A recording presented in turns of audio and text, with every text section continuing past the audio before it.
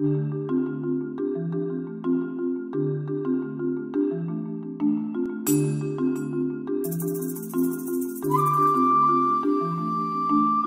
we can learn to work through the pain as messages, as not as a bad, negative thing in our life, chaotic thing in our life, but as truly a way to use them as stepping stones, as catalysts back into ourselves. And once we get back into ourselves, we find the expression of the full extent of ourselves. I always believe that the lowest veils we feel in our life, the valleys we feel, the higher our peaks will be. There's definitely a balance. But going deeper into ourselves and do some of these scary places and recesses of our heart, of our feelings, it doesn't have to be a negative journey. There's definitely ways to do this. And many of the great writers of the year over the years, and the great poets, especially the poets and the artists, they knew how to do this. They did it through their art. They did it through prose. They did it through parables. They did it through stories. They did it through paintings. To emotionally affect us, to feel where we always try to cut off. So we can circumvent that and learn ways to go within with the different techniques I talk about in the book, with self-hypnosis, with the drawing, especially the mandorla is one of my favorite because it talks about two opposing views in your life, bringing them together. What's the third entity that comes from that? So we can use and open and go into our heart, go into that space, through that doorway. We're going to find there's such riches in there. It's not about opening Pandora's box. It's really about going into Pandora's box. Yeah. And then you're going to find in there more than just the scary things. You're going to find all the beautiful treasures as well. Absolutely, absolutely. That's amazing. With your book, you also talked about, obviously you had the meditation, you talk about meditation, and you talk about, I want to say, more of a trance, hypnosis. You talk about hypnosis, yes. And you separate that. And I thought that was very interesting because a lot of the times, I think we interchange that. I interchanged that. When I was reading about how you described hypnosis, I was like, you know what, I think I'm doing that, and I'm calling it meditation, and I'm not sure how important it is maybe to distinguish it, but it is a difference. And so I wanted to know, what's your experience what is your personal experience with hypnosis? What comes out of it for you, and how does that differ than meditation? For those that might be wondering, meditation versus hypnosis, what do they both offer me? What's the difference?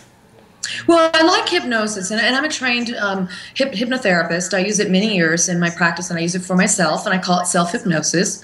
And I know in the book, I'll explain this to your listeners as well, it's a process of when the painting paints itself. You drive your car and you got from point A to point B. It's not good to be going into self-hypnosis when you're driving your car, but it happens. Yeah. You learn to shift. You maybe have a car that's a shift car. Most people don't have those anymore, but you might just automatically shift. It's an automatic process of doing things. And when you do self-hypnosis, you actually have a purpose in mind. You take yourself into this relaxed state of awareness. You change your wavelength of your brain, your frequency of your brain, and you step into this with a purpose. Now, meditation could be also it is purposeful, but I see meditation slightly different. Meditation to me is, for me, I don't like to sit still and meditate. That's more of a self-hypnosis. I see meditation for me as more of a movement. It's more of an action I do to move into a space. It could be doing yoga movements. It could be, I'm also a Middle Eastern dancer. It could be my Middle Eastern movements.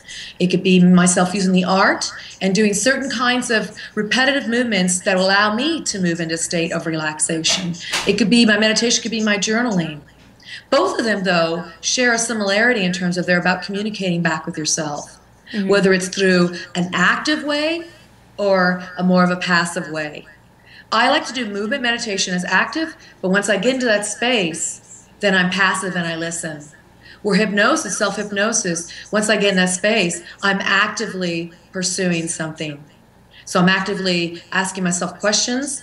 I'm listening to a tape I created that takes me deeper down the steps to find the hidden jewel or message behind the door. I think it's one of the exercises in my book I talk about. Yeah. So they kind of flip-flop between passive and active. So they do cross over too. Wow.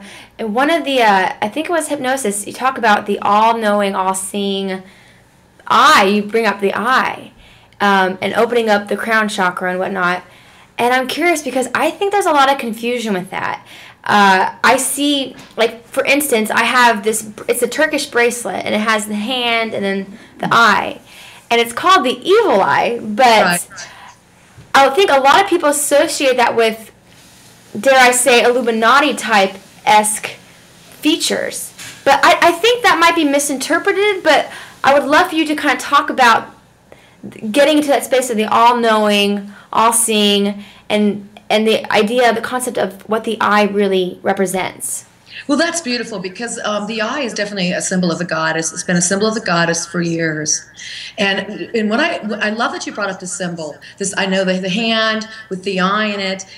For example, in the back of the dollar bill, we have our pyramid with the apex with the eye in the center. You see the eye of Horus. There's such symbolism around the eye, and I think what's really important for people, before I answer your question about opening up the third eye, what's really important for people about symbols, and I can't stress this enough, I don't recommend going to a book and say, what does this mean if I had a dream? I had a cat in my dream with an apple. What does that mean? I would say to you, ask yourself what a cat represents. Ask yourself what an apple represents. That becomes your own symbolism, your own way of looking at your artwork, your dreams, your intuition, your concept, your ideas. So let's say on your trip, that a hawk flies by and drops a feather. Now people say, oh, hawk means get a larger view, a hawk-eye's view of the world. True. Well, that's more on a collective conscious level, that symbol might mean that. But I would say to you, what does a hawk mean? And what does a feather mean to you? So we have to look at symbols that way, within the context of our own personal world. Okay, that's one I wanted to say. So your hand with the eye is going to have your own meaning to it than it would to maybe that tradition, that the Turkish tradition it came from, or whatever tradition is. Other cultures use it as well. The third eye, which is right up here, it's located right between your other eyes and above it in your pituitary area, and it's associated with your actually your sixth chakra. 1, 2, 3, 4, 5, 6, 7, the top of your chakras. Yeah. And so when you're working with opening that up, the idea is that you're trying to access a part of you that is all-knowing, that taps into the universal part that really does have answers and really knows. I love to do meditations and, where I'm actually visualizing the energy from within, moving up into that area, and beginning to see and visualize, not with my eyes, not with my heart, not with any other chakras, but with this part of my head, and seeing if I see colors, if I see images, if I see an opening, and allow that to take place. Then come back from that time of focusing here, write words down, take colors out, put the colors down on the paper, see what it looks like, see what you get. And as you do that, you start to form a dialogue with this part of your body. With this part of your body that is connected, that when it does open, it is connected with seeing things that others may not always see, that are unseen with the physical eyes, but can be seen without even the eyes. You know, I remember in the Odyssey, when Ulysses is out there running around the world, he runs into the Cyclops. Do you remember the Cyclops? Is a giant with the one eye, and he fights the Cyclops. And I think it's kind of a metaphor for us fighting ourselves and our ability to maybe to be able to see more and all. And it's a little scary at times to think that maybe I don't really want to see what's really out there. Maybe that would be too scary for me. And I wonder if that was part of his journey and the hero's journey, of our own journey, to begin to go, wow, I really can begin to envision and step out of my own world, that there is so much more beyond. My book that I wrote, we're talking about today, talks about this, talks about taking those calculated risks, taking that stance within yourself to go beyond those imaginary boxes, those imaginary walls that we have, and the opening and working with this third eye concept allows us to do that, and allows us to do it within our own way, within our own symbols, within our own comfort, within our own level. So it doesn't have to be this real mystical woo-woo kind of thing. It's just a natural process of, once again, going within and learning to communicate with the parts within ourselves. Wow.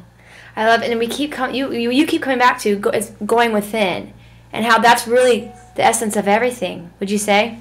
I absolutely say so, 100%. I think my world is a lot larger outside because of all the work I've done within.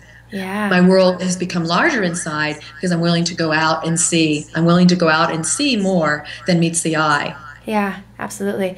Okay, well, I want to ask kind of a, I guess now you gave me a great idea for my little signature question, and I want to talk about Karen's Heartspace. And how do you get into your Heartspace? And once you do, what's in there?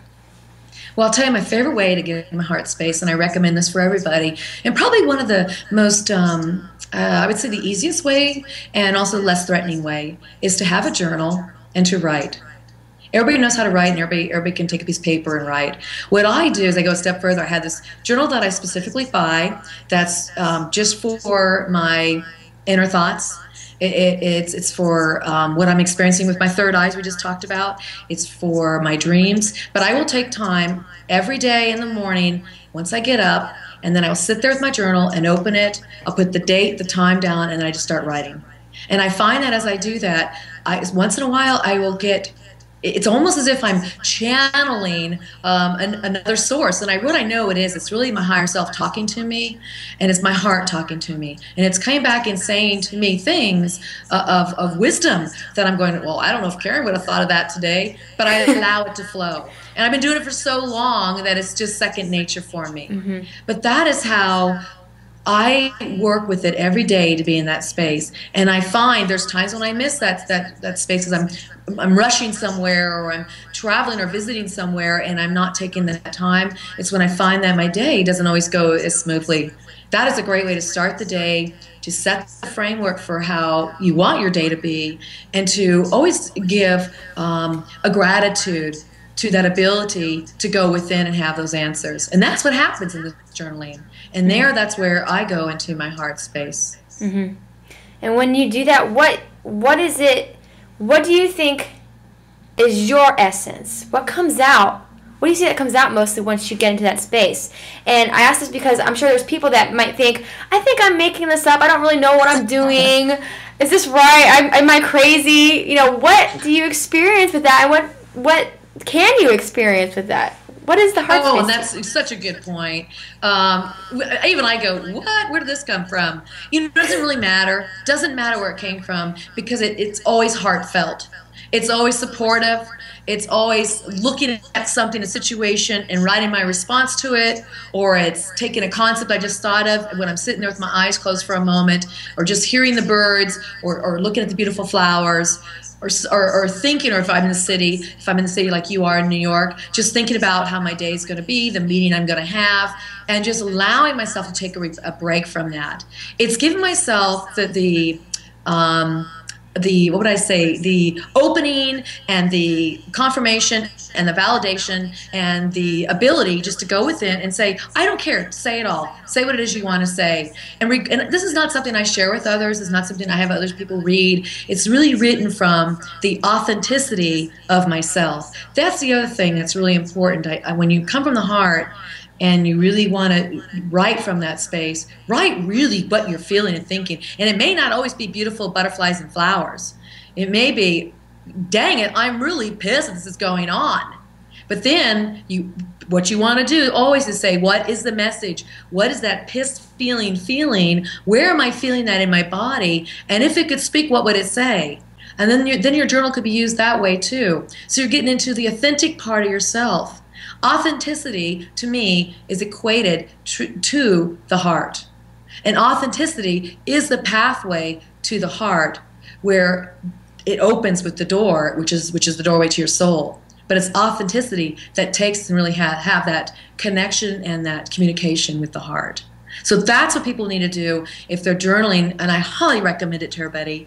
If you're wanting to go deeper in your life and to have an understanding of what your true passion is, to have an understanding of what your purpose is, to have an understanding of what you're supposed to do next, take that risk, go into your heart through journaling, through your writing, through your private journal, and talk to yourself daily. And you'll be surprised at where it takes you. And yes, you will second guess where the information is coming from. And don't let that matter to you. It's not like this is going to be published into a book. It's just your process of getting in touch with yourself. And after you do it, after so long, you will have this other, like I said, another presence with you that I would call my higher self speak back to me and talk to me about what I should do next, or what possibilities I might have, or ways to approach a situation. But again, it's always comes out in the end as good. And I always end it by saying a prayer, or you can do an incantation, and I always say thank you. And then I end it, close the book, put it away, go about my day.